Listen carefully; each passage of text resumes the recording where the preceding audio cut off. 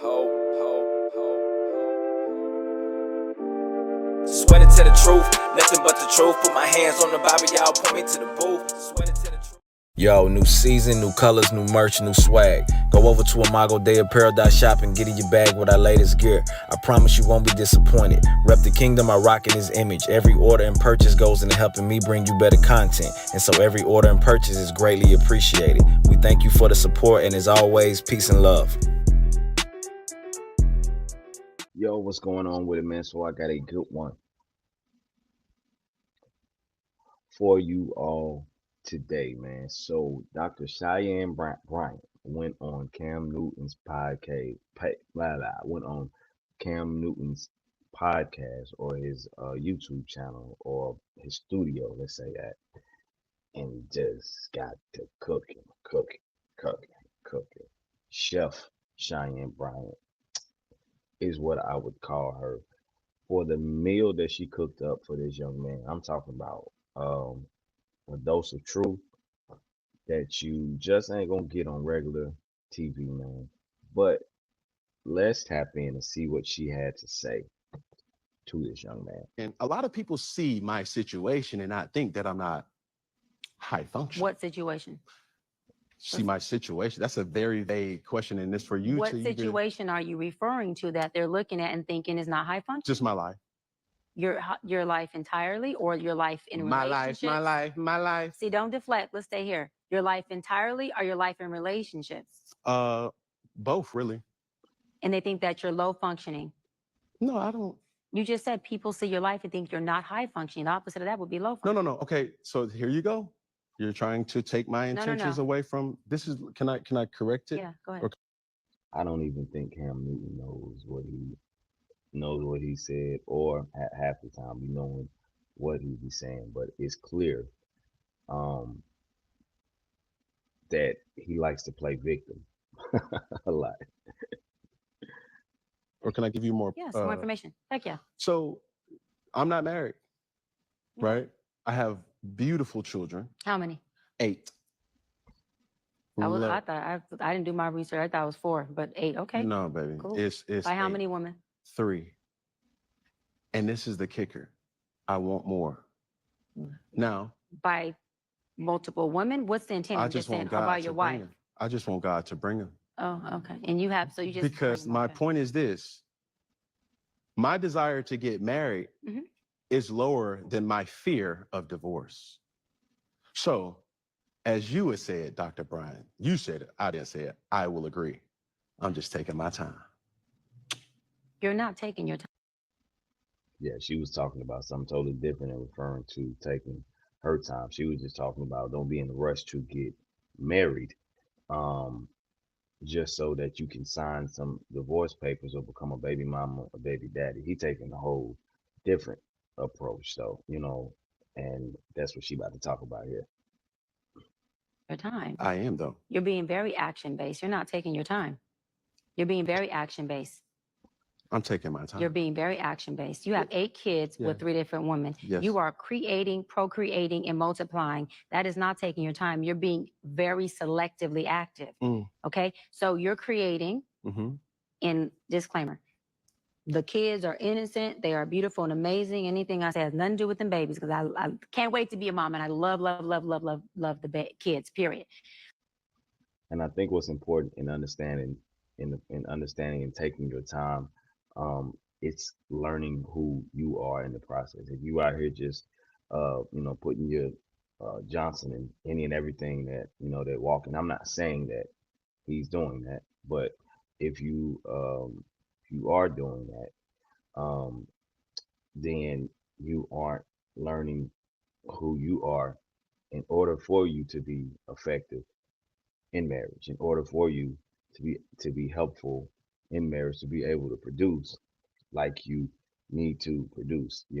One thing that's important in marriage is that we be able to carry our own, and the other spouse be able to carry their own, meaning their own mess, setbacks, whatever comes with this person. They need to be, I would guess to say, healed enough you would want them to be healed coming into a marriage. That way, you're not giving 150 to 200 uh, every day. It should always be 100 and 100. And I understand that, there be some days that one would be giving more than the other, but it shouldn't be that all the time to where one is continuously giving themselves more than the other, overcompensating, uh, say for a person's insecurities, or say for a person's, I mean, there's many things out there you can be overcompensating uh, for a person. For after a while, that stuff become draining. You know what I'm saying? So uh, that's the important part of taking one's time, is really learning how to deal with trauma, wounds, and all these type of things. But you are proactively choosing where you want to be active at and where you want to take your time. You want to take your time in having a wife because of your own fears. But you will, and I say this with all respect and love, what I'm about to say next, okay, Cam? But you will selfishly create broken families, even if you're in their life and you're a proactive father. And I believe you're an amazing daddy. I can only imagine with just your presence and knowing you thus far. But these families are still broken. Every child cannot have papa in the house with them. So some child, if not all will end up with some kind of deficit without daddy being there. Now, you chose to do that. I'm not saying you sat there and woke up one morning and said, I want to be selfish today, so I'm going to go make a baby. Not saying that at all. But those are selfish acts at the expense of your fear. So at what point do you feel the fear, do it anyways? And yeah, that is a low functioning behavior to say that I am going to create these homes.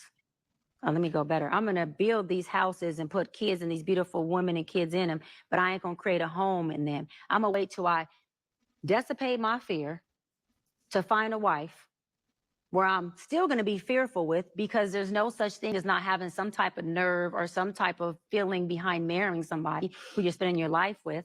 And then I'm going to build a home with her while all these other beautiful babies have houses. That's completely unfair and it's selfish. Just tell me when I can solve. Yeah, almost. That's completely unfair and that's selfish. And so, yes, you're taking your time in this department, but you're not taking your time in this department, which means you're compartmentalizing. And compartmentalizing never works. Compartmentalizing hurts everybody involved. Everybody who's in this box and that box and this box and that box and this box. And then here you go over here trying to figure out what box you're going to feed or entertain or do. Then you're looking outside to figure out who's your next victim to put in the box. It's unhealthy. And it's a huge dysfunction within our Black community that I truly believe personally, statistically, mental health wise, and community wise, that Black men would stop. Black men with what? Man, she just took over the whole kitchen, bro. Goodness. And this is my first time actually watching this all the way through. Like, I didn't even know that she had said all of that. But man, yeah, I love when she talks about low functioning, because what I think about when we say low functioning is not functioning into the image in who we were made, which we were made into the image of God. And so that being what God told Adam and Eve, how he created Adam and Eve, he said, one man should be with one woman and they will be fruitful and that they will multiply. They will teach their children about the commandments and the statutes and the laws of God. And then they will function in the way, in the image of which who they were made, which was God the Creator. More you will see society become the flourishing, prosperous place that it's supposed to be. Because no one can say that you get flourishing and prospering from broken homes. Now, of course, God gives grace where he may, but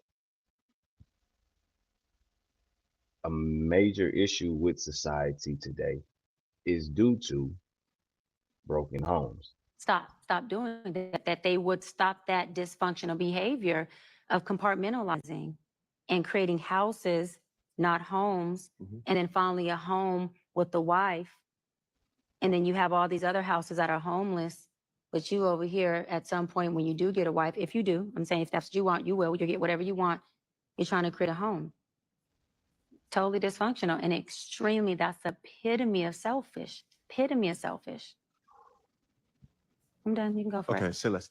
All right. So, what identifies as a broken home? What you have going on with these, whoever you're not in the house with, is a broken home. It's called a blended family. It's called a blended family. That means that the family is blended. So blended. So blended means broken. Yeah. Okay. So the guy that you were entertaining, you would go as low as 26. That I would entertain? Yes. Got it. Okay. And as high as what age? Whatever man that doesn't have kids.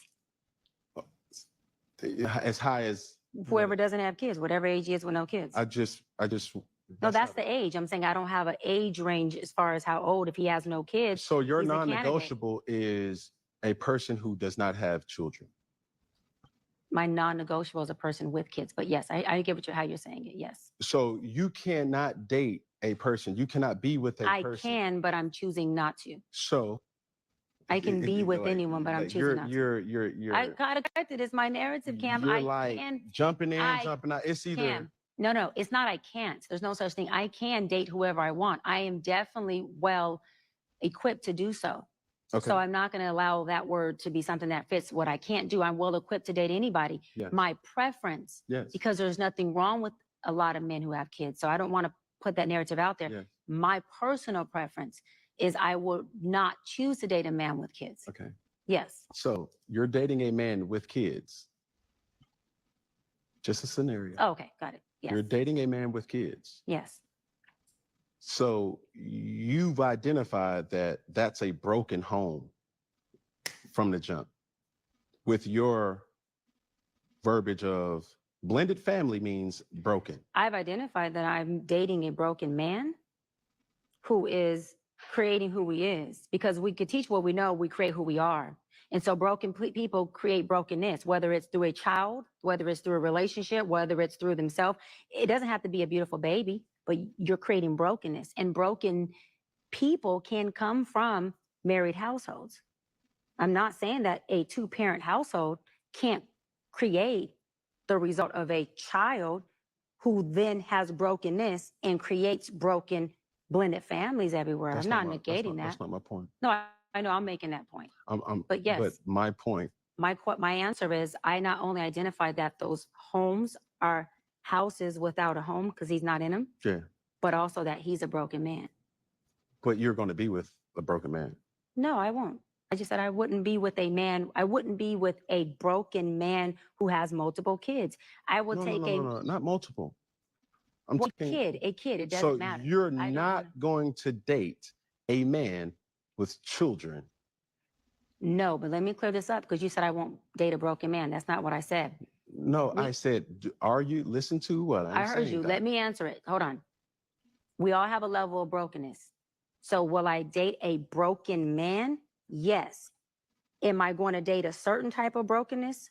No. Of course you're not. And that type of brokenness is a man who has kids outside of me isn't something that's conducive for what I want forever. But will you date him? No. So that goes to my point. I'm trying to ask a question. You have two different men right here. One man who has... I will not date a man with kids. Okay, that's all I'm asking. Yes. I will not. Do you understand, just off of the statistic, I understand a lot of people see my situation and not think that I'm not high functioning. Yeah, so that's it. That's it. I don't know where he was going exactly with that, but it's clear to see that Cam Newton is he's definitely full of himself. I'll say that, bro.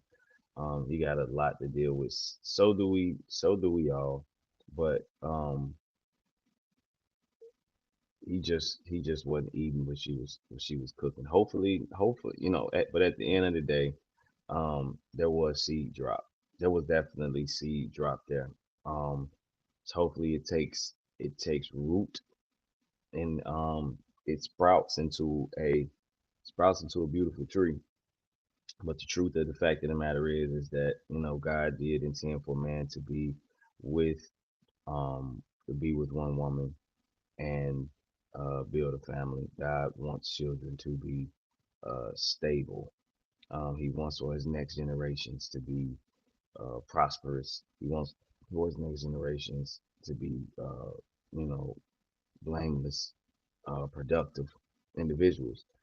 And you can't, you know, you can't do that with around here just spreading the seed any and everywhere. Now, it's definitely true that, as she said, you a child can brokenness can come from a two-parent household where a child does have a mother and a father in the household. But I think it's important to uh, understand and realize that we're all broken. So nobody don't ever come to it with this notion that we got it all figured out and all together, because that's what unbroken means. No, we're all broken, regardless of how perfect our lives may seem or how smart or how educated we are. We're all uh, we're all broken individuals. That's where the gospel comes into play. That we've all sinned and that we all fall short of the glory of Christ, but we're all justified freely by the grace that Jesus Christ offers for our redemption, you know, and it's God who completes us and makes us whole so that we can function into the image of whose we were made. But children who come from households of two parents, at the end of the day, statistics show that those children, they are those things that I mentioned before: more emotionally stable, more financially stable, just more sound all around, because you were able to have both parents in the home. It's no coincidence that, you know, we see within the Black communities fatherlessness at like a 74%, and you see, you know, when it comes to poverty, we're the highest in that. When it comes to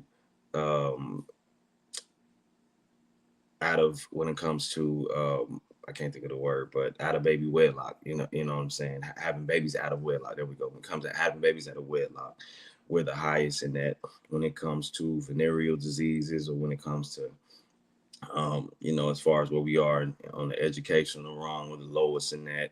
Abortions were the highest in that. Almost all the negatives that you see within the Black community is the largest part of that is due to fatherlessness. And of course, they won't tell you that. You know, they won't bring that up because they want to create another narrative. But for the people who actually do the research, it shows. It shows, and it shows in every community as well, where there is more fatherlessness. You see lower abortion rates. You see lower out of here I go messing that word up again, but babies being born out of wedlock. You see poverty is lower in that community because of the fatherlessness. But where you see the fatherlessness is the lowest again. But let me know what y'all think down in the comments, man. Like, share, comment, subscribe. Peace, love. I'm out. 100, 100, 100, that's all I know. Ain't taking a dime off. We working, and that for sure. Ain't taking no time off. We serving, deliver hope. Forget all that crime talk. 100, 100, 100, that's all I go. Yeah, that be what I'm about.